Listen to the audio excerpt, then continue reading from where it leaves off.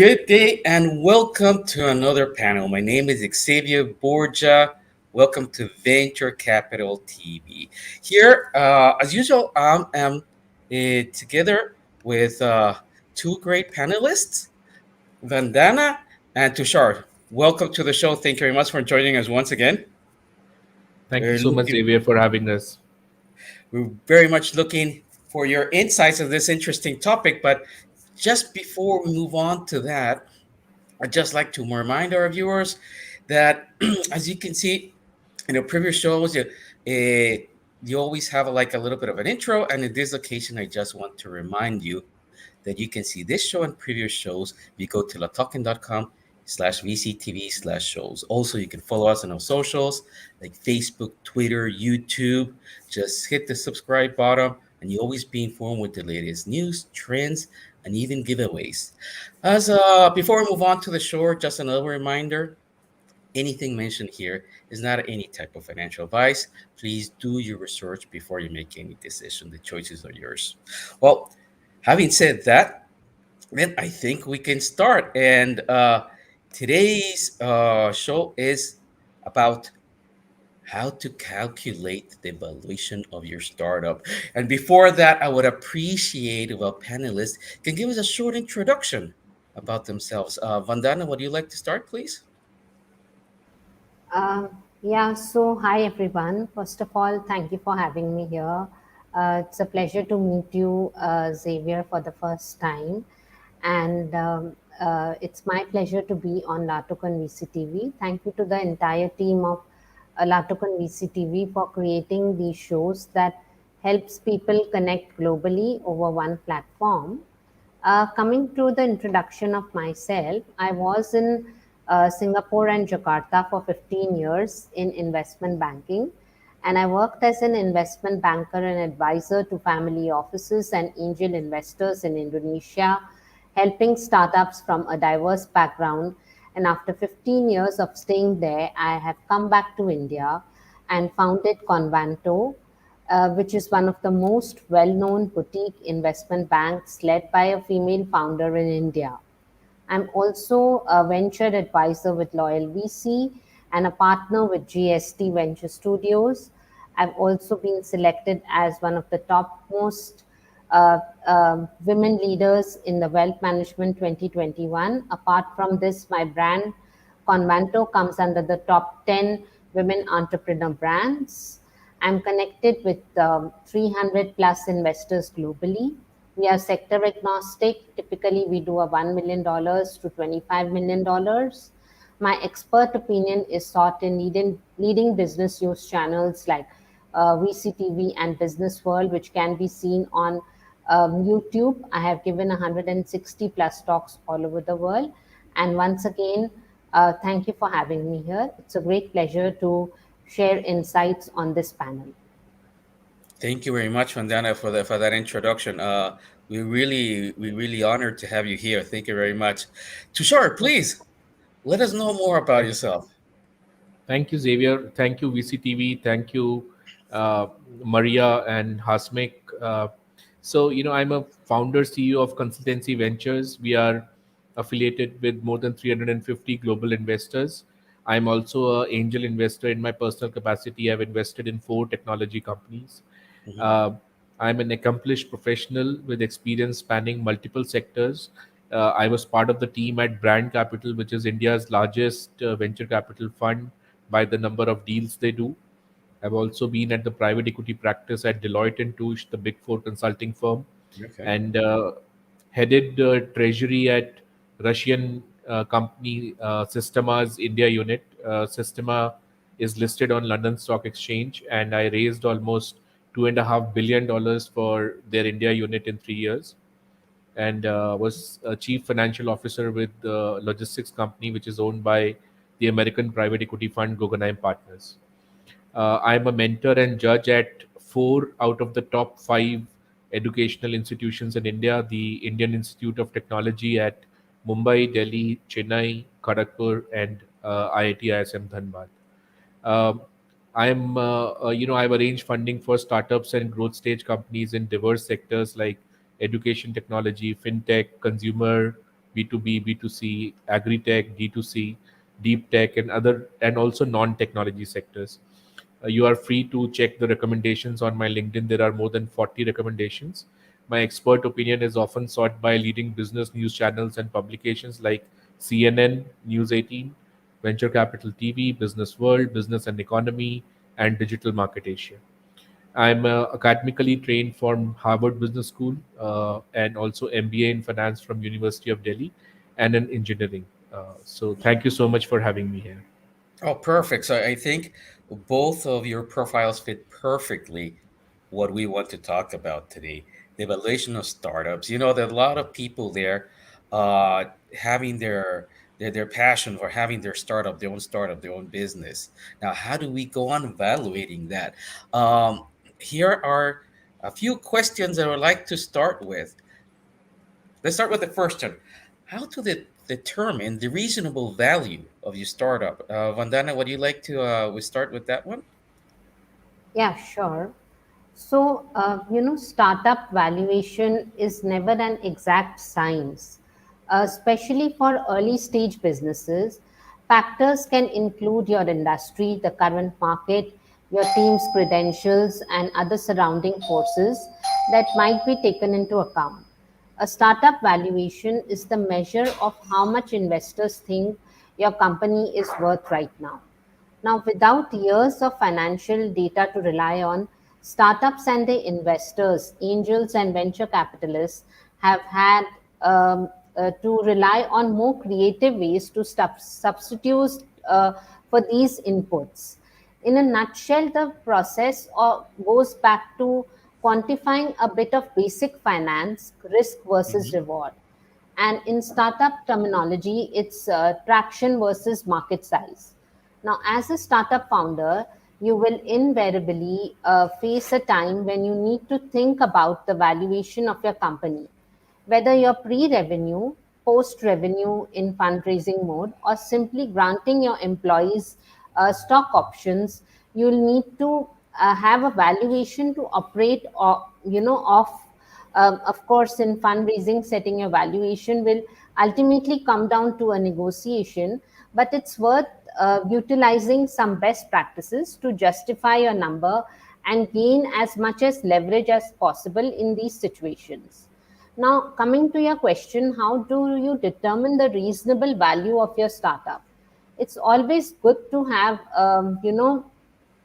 some sort of idea about the worth of your startup at any given time.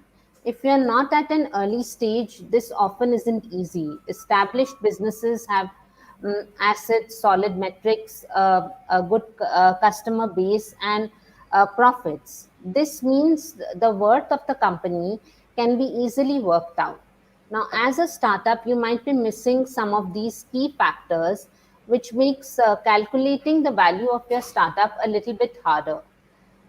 You also need to factor in your company's growth. Startups are typically high growth business models that are looking to accelerate as fast as possible. Elements like changes in the market, your sales team, and the strength of your product can all come into play when you're trying to predict your growth rate and calculate the value of your startup accordingly.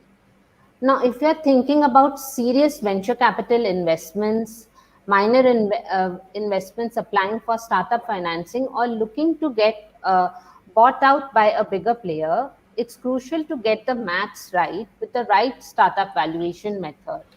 And anyone looking to invest in your company needs absolute transparency around your financial data before they hand over a cent and get involved with your company. Likewise, you don't want to find you've made a critical mistake in, valuation. That means you're out of pocket in the, uh, long term. Long term, you don't have you're out of pocket. And then there are multiple startup valuation methods you can use to establish pricing based on the type of company and the phase of growth it is in. So I think this is what I would like to suggest everybody. And, and do you believe then that a startup they can make this valuation themselves, or they have to actually hire somebody professional to do it for them? I think, when it comes to pitch deck making and financial modeling and business plans, uh, we are professionals in making those. I think they must hire professionals because we understand what the investors actually want, how to create these valuable documents that Hmm. will help them seek the right kind of investments. Okay, perfect. Tushar, thank you very much, Mandana. Tushar, what do you like to add on this, please? Yeah, I mean, see, valuation. I've been part of Deloitte and Touche, which is top four Yeah. consulting firm in the world, and I have personally done valuations for I think more than 35 companies. So basically, valuation is an art. So it is not the same for every sector. It is not the same for every company. So uh, we when it comes to startups, what we primarily do is we make projections for 5 years, and then we say Hmm. that the next 5 years, this is the revenue the company will do, this is the operating profit, and this is the profit, net profit, and this much money is required to get the company from today to this kind of future projection, and basis that we estimate the free cash flows available to the company in the next 5 years, Hmm. and then using cost of capital, cost of money, we calculate the present value of those cash flows. So this methodology is called discounted cash flow. It is the it is a very good methodology for startups because it factors in future developments, future potential of the company, and Okay. it's not the same for every company. So if it is a financial sector company, people are investing money through the company, the company is investing money in stock markets, then of course it will be valued more on the amount of funds under management, the assets of the company.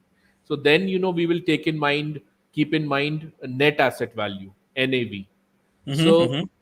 yeah, and then if we have a company which has a comparable competitor which is listed on the stock exchange, so we will make use of the valuation of the stock exchange, the company on the stock exchange, and then basis our business performance, create a value around, estimate value around our company.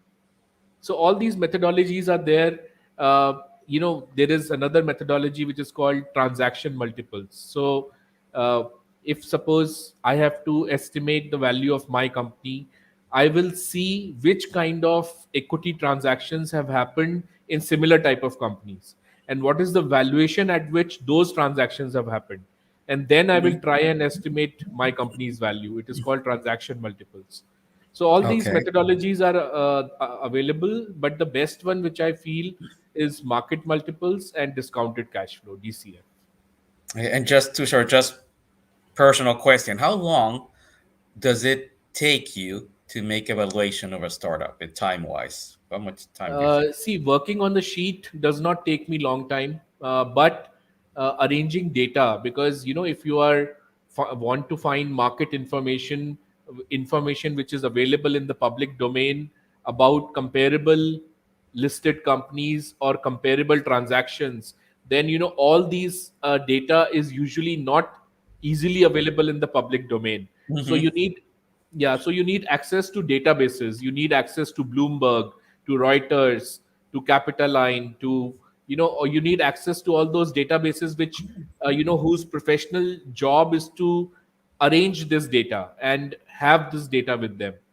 So that is why we make use of all these databases, get the data. Once the data is in hand, it takes like 3 to 4 hours to but because it is an art, so you need to study a lot about it. So usually when anybody gives us a mandate for doing the valuation, we take around 7 to 14 days. So between 1 or 2 weeks we are able to give back the valuation. Okay, 7 to 14 days. There you have it, guys. Thank you. That was just a personal question, but now to move on. Obviously, when having a startup, And having evaluation, people might come up into certain issues, problems, dilemmas. Vandana, what are the common issues that startups face doing evaluation? So, we are in and out of this market and we see several documents every day. The first major factor is no history. Most startup companies have only 1 or 2 years of data available on operations and financial activity. Valuing such companies early in the life cycle is difficult. Thus, the valuer should understand each aspect of a business plan, and after applying his or her expertise and knowledge of market, the valuer should agree with such business plans. Then comes no revenue or small revenue or loss making.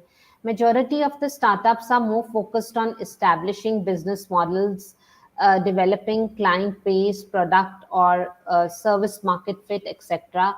Hence, they have very little or no revenue as against expenses associated with the business establishment, which results in having negative EBITDA. Now, business plan becomes very subjective and can be vulnerable to overconfidence, bias, or over optimistic views of the founder. Then comes the unique product or business model. Having a unique idea in the form of product or service is one of the positive sides of any business. However, there are equal chances that the business may or may not be able to survive the test of commercial success or failure. Sustainability of projections of such businesses model cannot be benchmarked against proven businesses. Further, the valuer cannot use a relative method in absence of comparable company or transaction multiples, and it also becomes difficult to find the sensitive factor, which is the beta factor required in case of DCF method. Now, the fourth comes miscalculation. A miscalculation in either the direction isn't going to cause too many problems for your startups. If you undervalue your startup, any investors are going to get the benefits and more equity in your business. If your valuation is lower than it should be, then you get some hefty funding at an early stage. This could mean losing a lot of equity.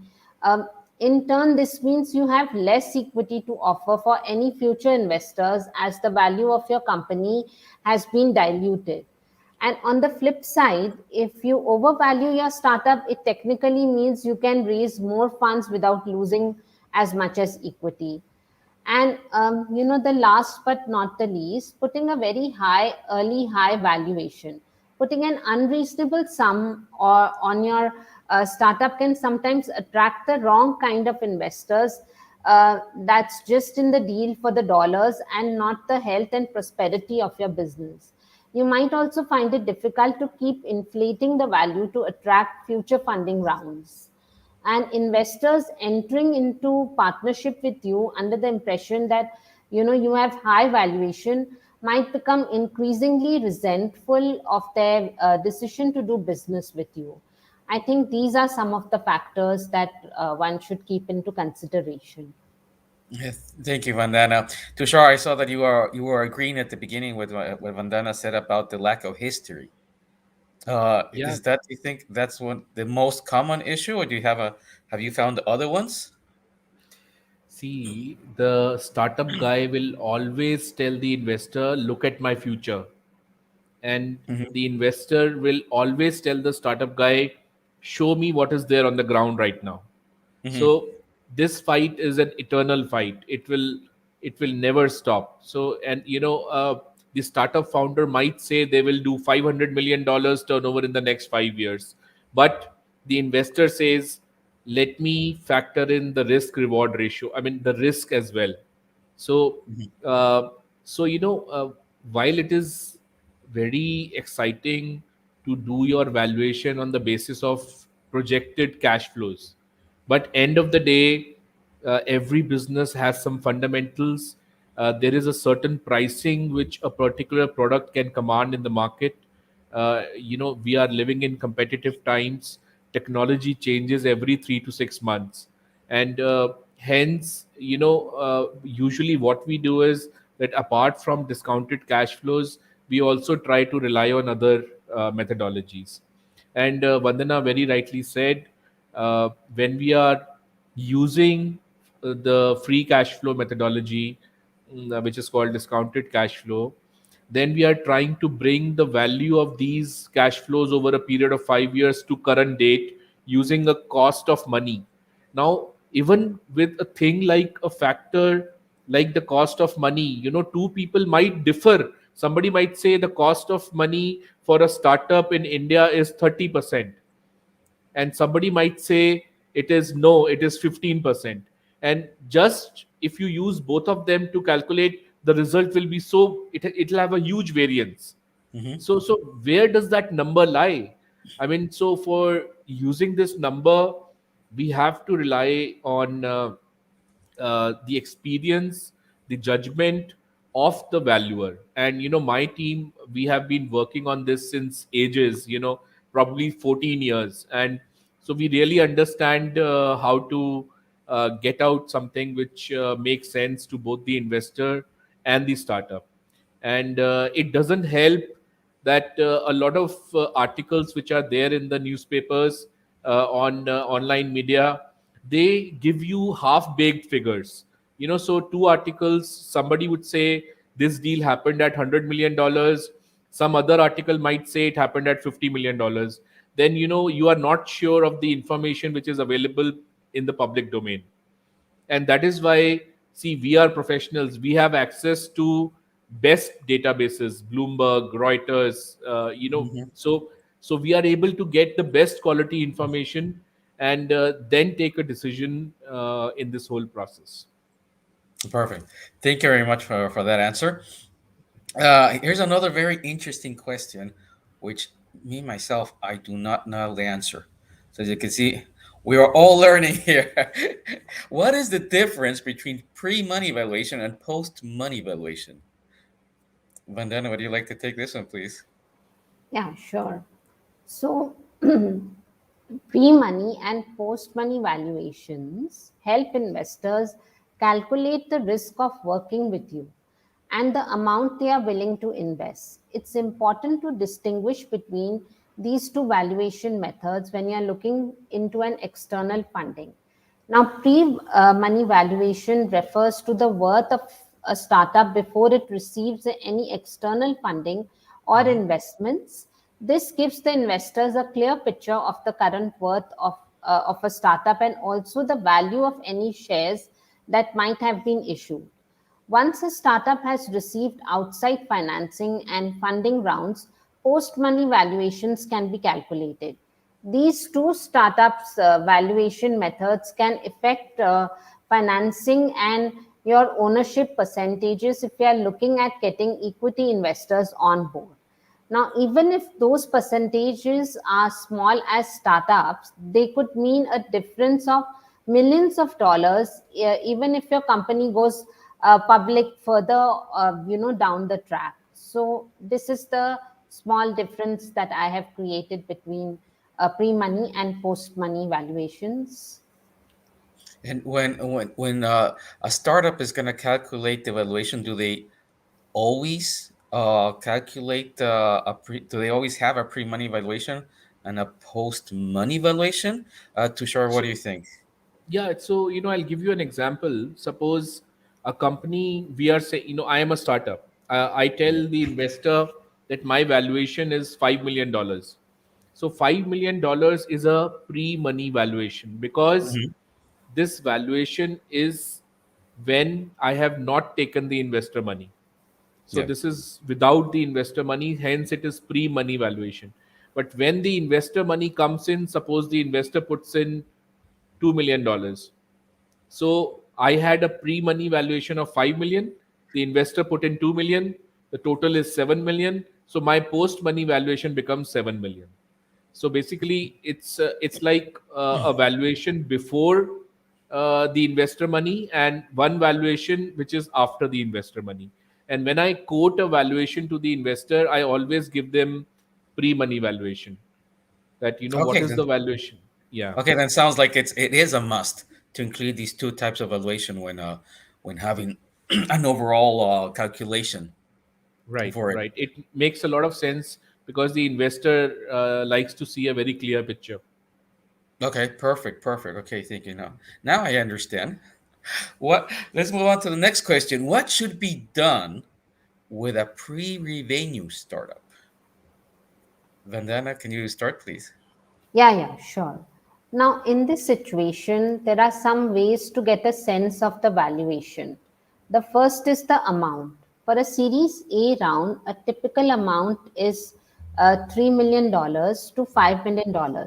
So, Mm-hmm. given that a venture capitalist often will take a minority position, the valuation of a company usually will be in excess of $10 million.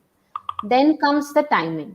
If your space is red hot and you have multiple VCs interested in your deal, you should Yeah. raise as much as money as possible and negotiate as hard as possible. Bidding wars are common theme in the startup game, but they can fizzle out quickly. And you could just look at prior trends like podcasting and RSS. Now, proof points. Measure key metrics continuously, and setting goals, say on a weekly and monthly basis. If you can show that your startup is making consistent progress, you'll likely get VC's attention. Then comes your team value. If you have a rock star executives and engineers, they actually might have independent value. In some cases, a brilliant engineer can fetch more than a $1 million. Companies like Facebook and Google often acquire companies for their talent, not for their products or customers. Mm-hmm. Now, valuation time bombs. Even if you get a sky high valuation, it might be worthless. VCs usually will require liquidation preferences. This means a firm will get back all or even more of its initial investment if the company is sold or liquidated. In other words, if the valuation of the exit is less than the investment amount, your take will be zilch. So these are some of the factors here. Thank you very much, Vandana, for that. Tushar, would you like to add any other factors? Yeah, I'll give you an example. Uh, so there is no revenue of the company, right? Yeah. Uh, I'll give you three examples. So there is a company which came to me, which is which has formulations which have intellectual property, Mm-hmm. and that those formulations are 100% organic. They are as per the European certification EcoCert Cosmos V3 certification. Now they have no revenue, but they have the formulations for beauty products, for men's grooming products, and for children products. Mm-hmm. And they were valued at $4 million. Now, how Wow. you do, it's zero revenue, no production on the ground, no manufacturing on the ground. The company was valued at $4 million because they had the intellectual property which has a value in the market, and Mm-hmm. they are well positioned to earn money as quickly as possible because they have the formulation, they have the manufacturer agreement, they have the agreements with 28 distributors, including the largest distributor in UAE, and they have all that paperwork which is you can easily see that the moment you put in money, in 4 months it starts generating revenue. And Mm-hmm. secondly, you Mm-hmm. look at there is a New York based startup called Thrasio. It has already become a unicorn. They buy out sellers of products on Amazon and Flipkart. Now there is an Indian startup called 10 Club. When they raised their seed round, they raised $40 million in seed capital. Now you see, without revenue. So some startup founders ask me, they raised $40 million. Why can't we raise $100 million? You can very well raise $100 million, but the investor, what did the investor see in 10 Club that he put in $40 million of seed capital? 10 Club had gone to sellers of products on Amazon and Flipkart and other e-commerce sites got letters of intent signed that the seller will sell his company to 10 Club, and they had letters worth $15 million. So the investor thought, the moment I put in money in this, within first 6 months to 1 year, at least $15 million worth of business will get transacted. And because the valuation of the company runs in multiples of profit and loss, of revenue and operating profit, so naturally the investors 40 million becomes 400 million in 1 year. So uh, you have to see, in pre-revenue startups, it is not comparing apples, it's about comparing apples with oranges. And you have to have a good and keen understanding of the sector to make out the value which lies pre-revenue. And a lot of investors who are rookies, they actually make mistake. They tend to blindly believe in any valuation which is quoted in the media, and they happen to take wrong decisions. But also, with a pinch of salt, Xavier, I would like to tell you something. There are two companies which came to me, both similar companies, one based out of Bangalore, one based out of Delhi, exactly similar companies. One company raised seed capital at a valuation of uh, uh, 1 million rupees, and the Mm-hmm. other company raised seed capital at a valuation of 10 million rupees. Both Mm-hmm. similar companies, but the difference in valuation was 10 times. So What was that due to? that due to, well, the $1 million company, they approached some corporate friends, and the corporate friend said that, there is nothing on the ground. You are starting up, so let us do one thing. Let us keep it at 1 million, and let me pull in some money. The Mm-hmm. other person, he approached a very rich angel investor who had tons of money, and he told him that, a similar company has been sold for uh, $70 million recently. So the angel investor said, okay, fine, I will put in big money, and hence the valuation was $10 million. So ultimately, there is some subjectivity, and very rightly, why a lot of founders, they want to have higher and higher valuations. But end of the day, it has to be supported by some fundamentals. It cannot be plain projections. That is my advice to a lot of budding entrepreneurs. Thank you, Tushar. And that is exactly what leads us to the next to the final question. What are the main factors that play a major role in a startup valuation? Vandana, please. Yeah, sure. So, I have put in four factors here. One Mm-hmm. is the profits or the earnings, the amount of money that the startup makes typically before factors like taxes, interest, depreciation, and amortization. Growth rate, the faster revenues and profits are growing, the more valuable. Then the recurring revenue, the greater the percentage of the revenues that's recurring, the more valuable. And then the gross margins, the greater the gross margins, the more the valuable. So I think these are the main factors that play a major role in the startup valuation. um, Apart from this also, how is the team, do they have the drive or no? What is it that they're exactly building? Is it disruptive enough? Are they solving any problem?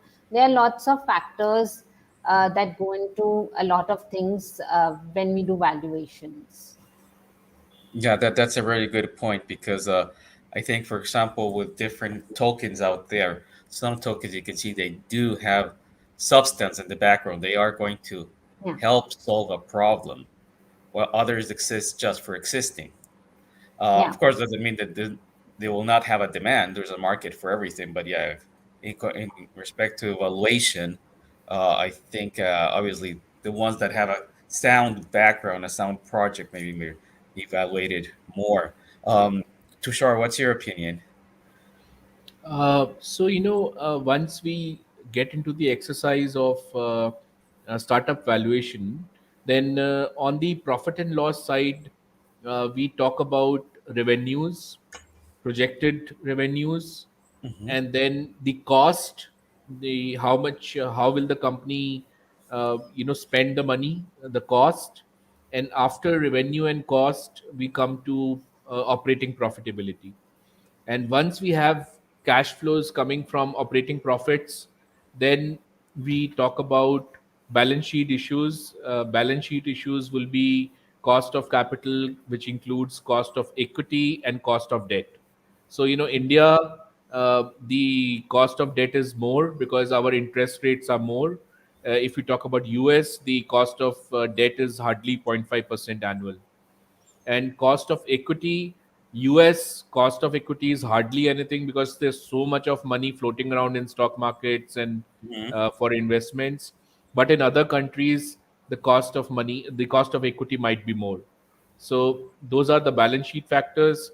Apart from that, working capital. So, in India, it's a bit of an issue because although the contracts say that within 45 days your money should come from the customer, but sometimes it comes in 60 days or 90 days, which creates a working capital issue with the founders.